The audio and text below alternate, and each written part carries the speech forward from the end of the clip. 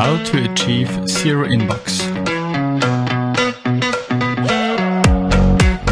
Welcome to a new episode of the Get Shit Done in IT podcast. My name is Michael Seidel, and our question of today is how to achieve zero inbox. A few episodes ago, we talked about how to handle all those tons of emails. And there we talked a little bit about zero inbox. And I received a question from one of my listeners or our listeners, how to achieve the zero inbox. So when you're not working with zero inbox, when you're not familiar what it is, so how to achieve the zero inbox method.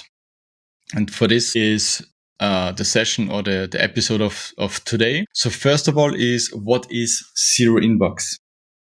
So zero inbox means that all your mail inboxes are free of read emails. There will be unread emails, of course, because otherwise it wouldn't be an inbox. But the plan is to not keep any read emails in your inbox.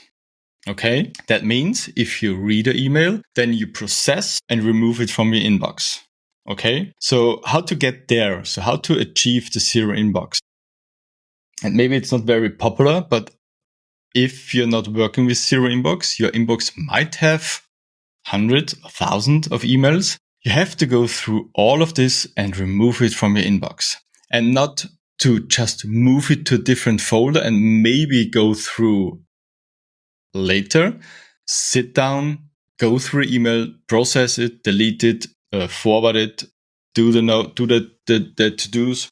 So really work off all your emails.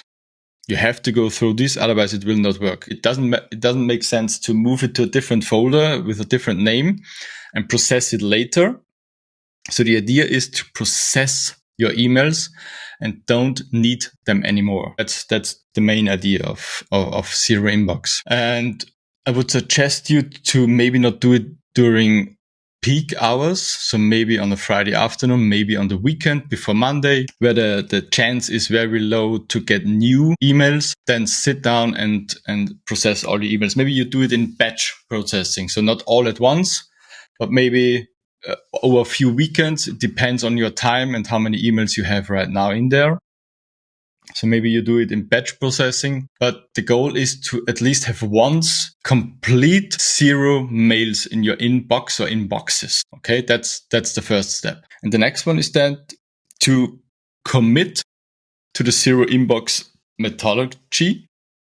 And that means that if you read an email, then you have to understand, you identify what is the to-do, and you plan or delegate or take a note or whatever, and remove the email from your inbox. And when you think about those methods, you will quickly understand that it is not possible anymore to do this maybe during the car drive, maybe during waiting for the kids from school or kindergarten, or maybe every 5 minutes watching your inbox on your phone. So that's not possible.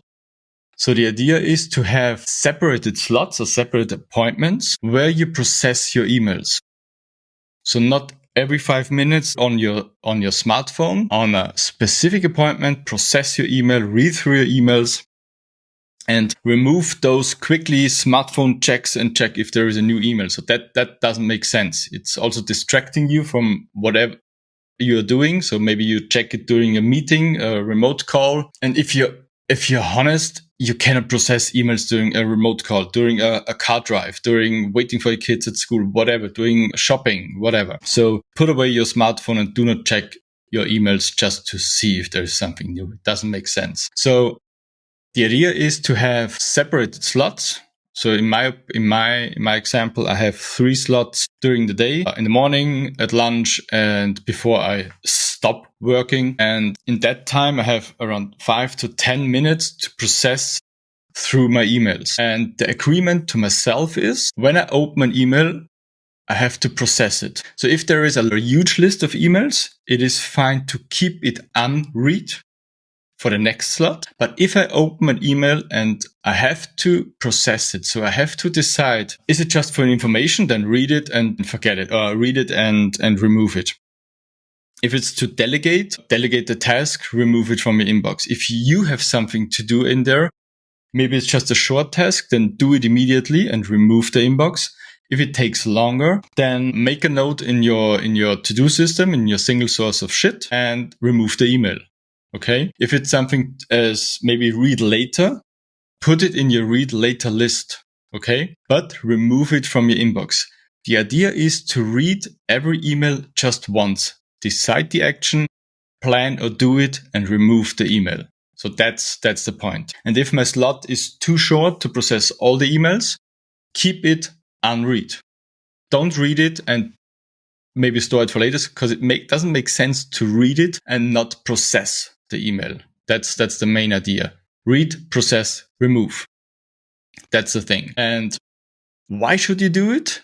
Because it doesn't distract you multiple times a day when you check your inbox from any other stuff you're doing right now. So you have your slot where you process your emails, and the common sense is that an email is a communication system. It is not for urgent stuff. So for urgent stuff, you can use Teams, Slack, Google Meet, or just phone calls. But email usually is nothing for urgent. So it doesn't make sense, and it's not usual and needed to check your fucking, I haven't said it, but your inboxes every 5 minutes. And also remove those pop-ups in Outlook, on your phones, whatever. When there is a new email, you don't need it.